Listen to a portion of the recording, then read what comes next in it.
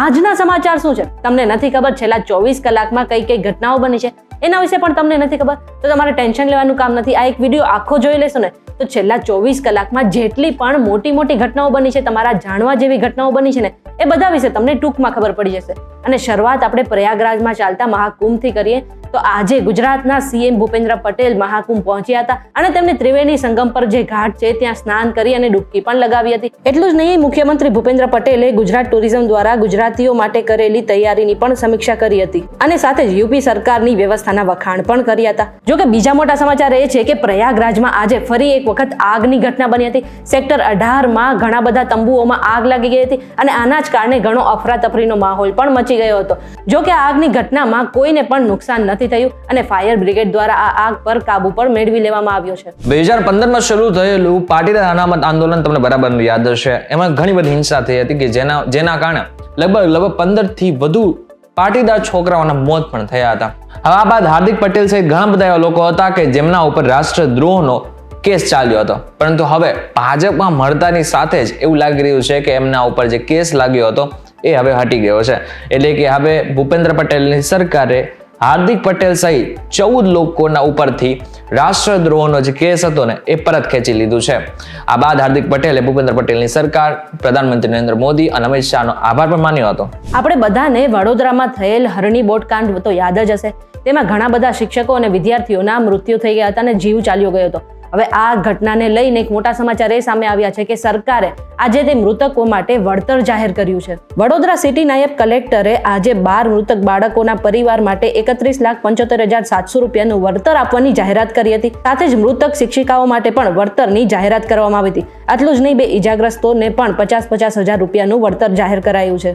સાથે જ તમામને અરજી દાખલ તારીખથી વસૂલ થતા સુધીના સમયગાળા માટે વાર્ષિક 9% વ્યાજ સાથે વળતર આપવાનો આદેશ પણ કર્યો છે. જાણીતું છે કે હરણી કાંડમાં 12 બાળકો અને 2 શિક્ષિકાઓના મોત થયા હતા. આજે રિઝર્વ બેંક તરફથી આપણે બધાને સારા સમાચાર મળ્યા છે. રિઝર્વ બેંકે જે રેપો રેટ હતો એમાં 0.25% ઘટાડો કર્યો છે, જેના કારણે વર્તમાન રેપો રેટ હવે 6.25% થઈ ગયો છે. રેપો રેટમાં ઘટાડો 5 વર્ષ પછી કરવામાં આવ્યો છે.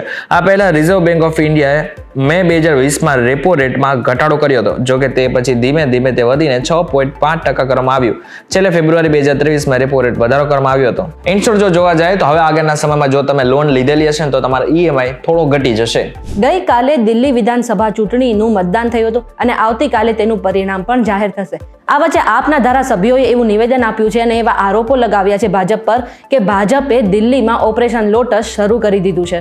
આમ આદમી પાર્ટીના ધારાસભ્યોનું કહેવું છે કે આપના 7 ધારાસભ્યોને ભાજપ તરફથી ફોન આવ્યા હતા, જેમને આમ આદમી પાર્ટી છોડીને ભાજપમાં જોડાવા માટે 15 કરોડ રૂપિયાની ઓફર પણ કરવામાં આવી છે. ફરિયાદ દાખલ કરતા તેમણે કહ્યું કે ધારાસભ્યને જે આવા કોલ આવ્યા છે તેનું રેકોર્ડિંગ પણ કરવામાં આવ્યું છે અને આવનાર સમયમાં અમે તેમને નામ અને પુરાવા સાથે શેર પણ કરી દેશું. સાથે એનું એમ પણ કહેવું છે કે બાકીના દેશોના ભાગની જેમ દિલ્હીમાં પણ જે રિઝલ્ટ આવે પહેલા જે રાજકીય પક્ષો છે તેને તોડવાની રાજનીતિ ભાજપે શરૂ કરી દીધી છે. વિભાજનના વિરોધ વચ્ચે હવે ધાનેરા માટે ખુશખબરી આવી છે. આમ જોવા જઈએ તો છેલ્લા કેટલાય સમયથી ધાનેરા સહિત કેટલાય એવા તાલુકા હતા કે જેઓ બનાસકાંઠામાં રહેવા માટે જીત કરી રહ્યા હતા, પરંતુ આ બધાની વચ્ચે ભૂપેન્દ્ર પટેલની સરકારે એક નિર્ણય લીધો છે. ખેડૂત લક્ષ્ય નિર્ણય છે, જેમાં ધાનેરાના 55 અને થરાદના 60 ગામોને હવે આગળના સમયમાં નર્મદાનું પાણી મળવા જઈ રહ્યું છે.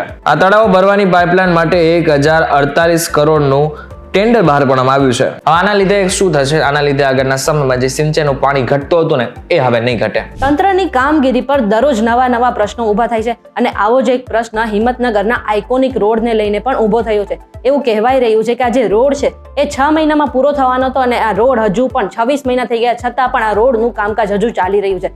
સાથે જે વિપક્ષ છે અને લોકો છે એ ભ્રષ્ટાચારનો આરોપ પણ લગાવી રહ્યા છે. આ એ જ રોડ છે જ્યારે ગુજરાતમાં ભારે વરસાદની વચ્ચે પણ રોડનું કામકાજ ચાલુ હતું તેનો વિડીયો વાયરલ થયો હતો અને એવું પણ કહેવાય રહ્યું છે કે નગરપાલિકા અને જે ચીફ એન્જિનિયર છે તેમને લાખોનો ગફલો પણ કર્યો છે અને આને જ કારણે જે સ્થાનિકો છે તે પણ પરેશાન થઈ રહ્યા છે. આજે જમ્મુ કાશ્મીરમાં સેનાના જવાનો મોટી સફળતા મળી છે. પાકિસ્તાન તરફથી આવનારા 7 આતંકવાદીઓને ઠાર કરવામાં આવ્યા છે. ઘૂસણખોરોમાં બેટના આતંકવાદીઓ પણ સામેલ હતા. 2 થી 3 પાકિસ્તાની આર્મીના જવાન પણ સામેલ હતા. અલ બદર સંગઠનના આતંકવાદીઓની સંડોવણી હોવાનું પણ મનાવવામાં આવી રહ્યું છે. અને આ જેટલા પણ આતંકવાદી આવ્યા હતા ને એ બધા જ લોકો ભારતીય સેના ઉપર હુમલો કરવાની તૈયારી કરી રહ્યા હતા. હવે જમ્મુ કાશ્મીરની વાત આવી જ છે તો આજે ધરતીના સ્વર્ગ કહેવાતા જમ્મુ કાશ્મીરમાં ભારે હિમવર્ષા પણ થઈ હતી અને તેના ઘણા વિડીયો પણ તમે તમારી સ્ક્રીન પર અત્યારે જોઈ શકો છો. અને ખાસ કરીને સોનમર્ગ ટનલ પાસે પણ સારી એવી હિમવર્ષા થઈ હતી અને તેને કારણે જે દૂર દૂરથી પ્રવાસીઓ આવ્યા હતા તે ઘણા ખુશ દેખાઈ રહ્યા હતા અને ઘણી બીજી સ્નોની એક્ટિવિટી પણ કરી રહ્યા હતા.